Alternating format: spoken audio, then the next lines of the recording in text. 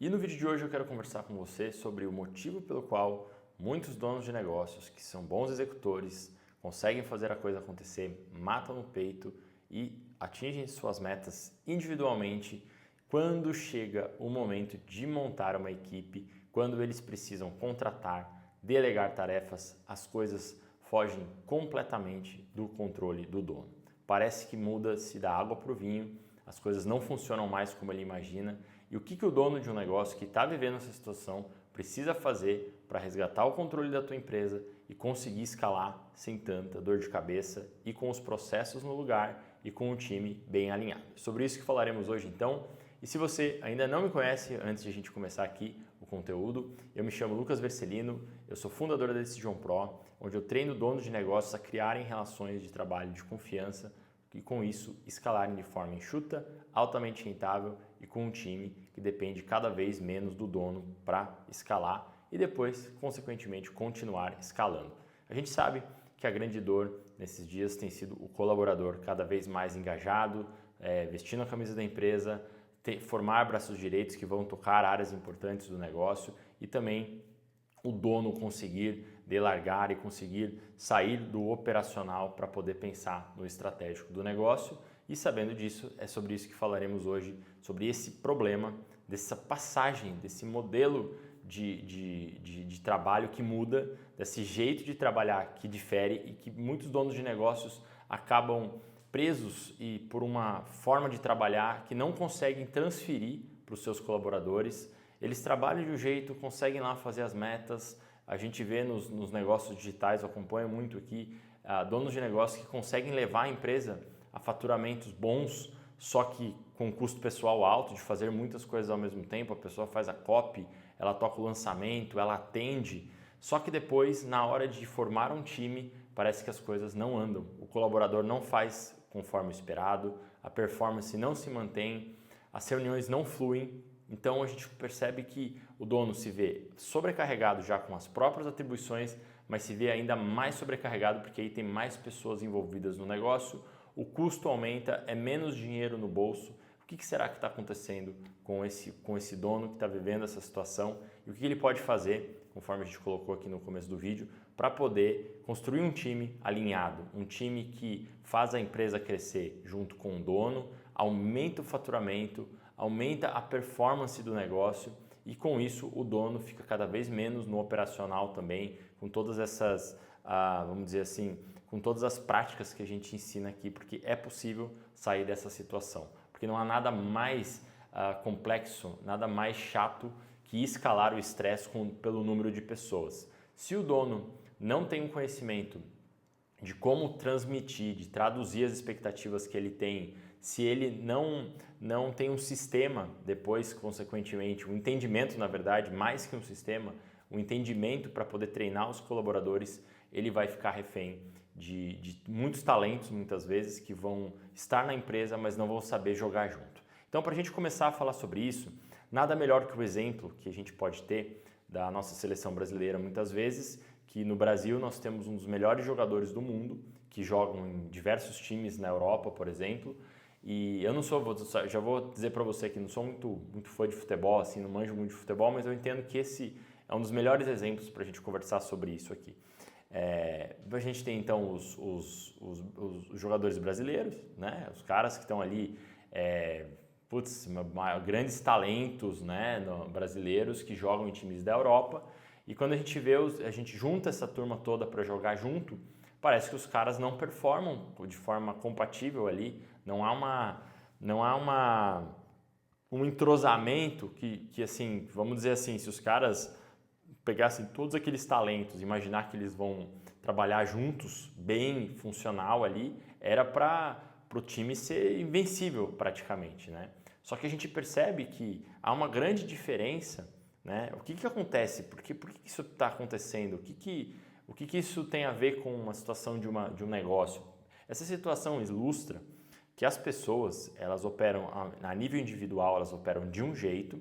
Isso é importante a gente compreender aqui, porque isso refere-se muito ao modelo do dono. E em grupo são outros tipos de habilidades, é um outro tipo de curva de aprendizado. Então, A gente agora voltando para a situação de um dono, o dono de um negócio que está começando a escalar, muitas vezes o dono, ele é o cara que mata no peito, ele aprende, ele passa pelas 10 mil horas muitas vezes, pelas 20 horas principais da frustração que eu já comentei com você aqui. Isso são tudo referências, né, para se fazer bem uma coisa, né?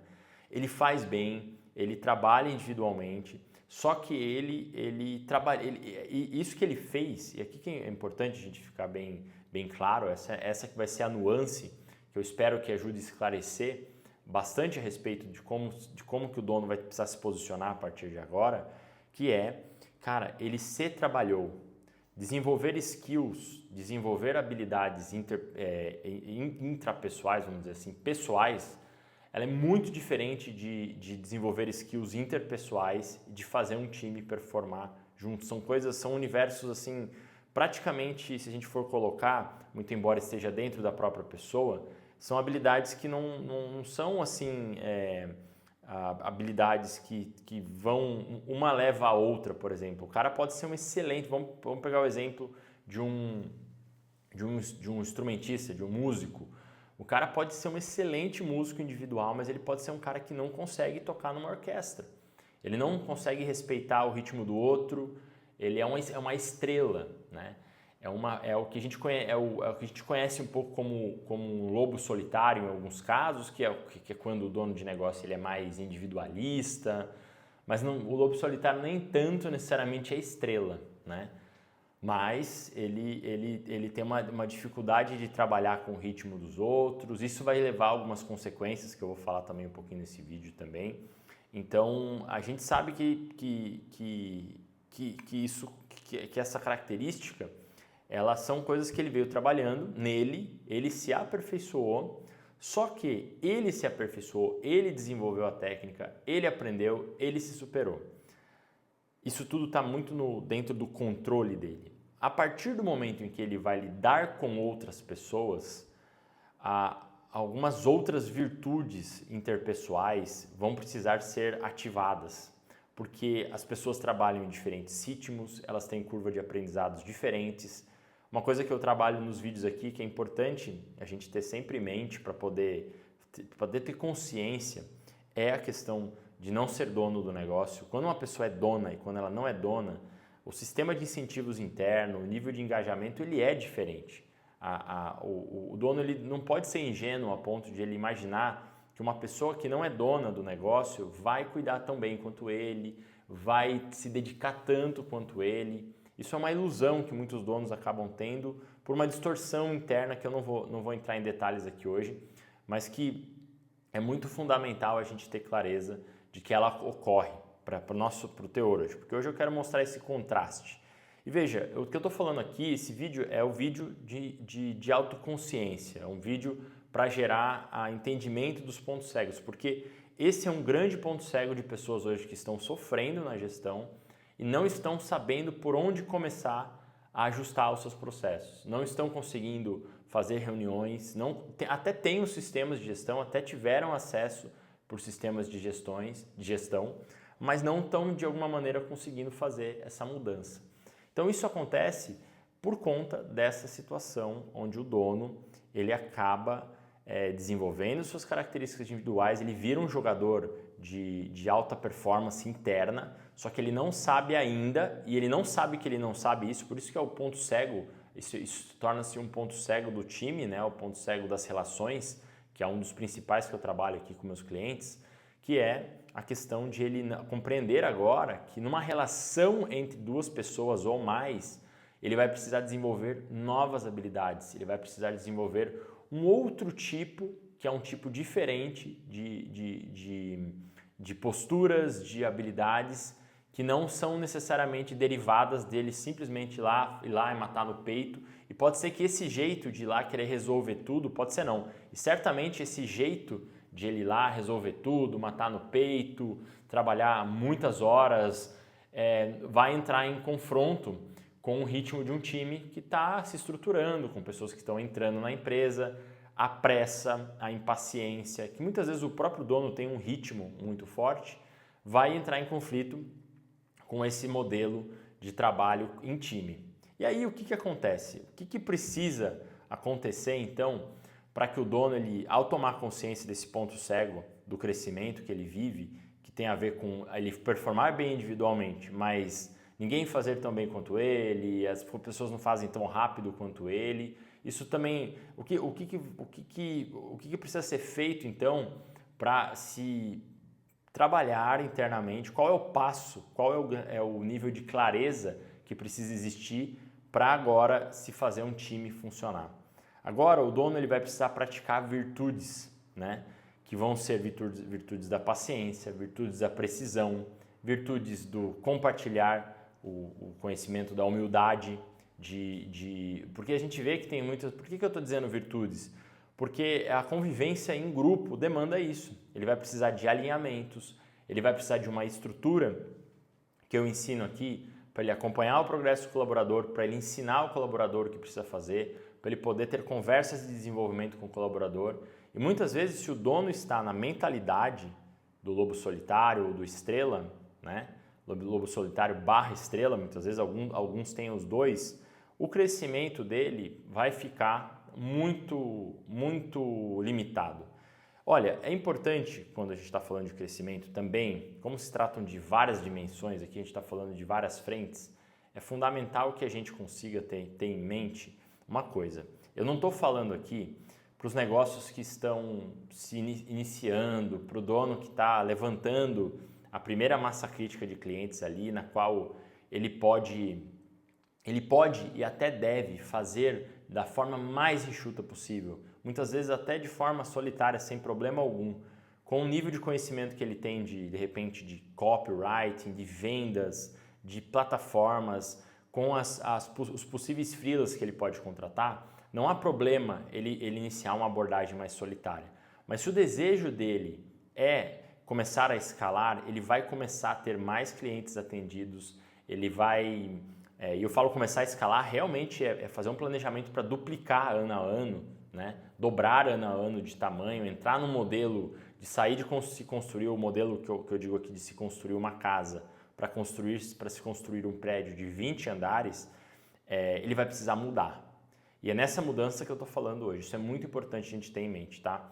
Dos estágios. Então não é o conhecimento que eu trago aqui, ele é um conhecimento que é voltado já para esse estágio mais de crise, né, do dono que vai começar a crescer. Só que muitos donos de negócios que estão nessa fase mais inicial já podem começar a criar a sua empresa de modo que ela possa começar a escalar. Uma pequena empresa que já começa direito, já começa com o dono se preparando para treinar, criando processos, documentando com mais consciência, de repente já com um parceiro, com uma pessoa próxima a ele, para depois que à medida em que ele começa a crescer, ele já vai se trabalhando internamente para ter a documentação, de modo que ele possa ensinar outra pessoa, ele precisa ter um método, né? Todo dono tem um jeito de fazer as coisas que está implícito, então ele vai precisar ter um método. Eu já estou falando aqui de coisas que podem ser feitas para sair dessa posição desse individualismo extremo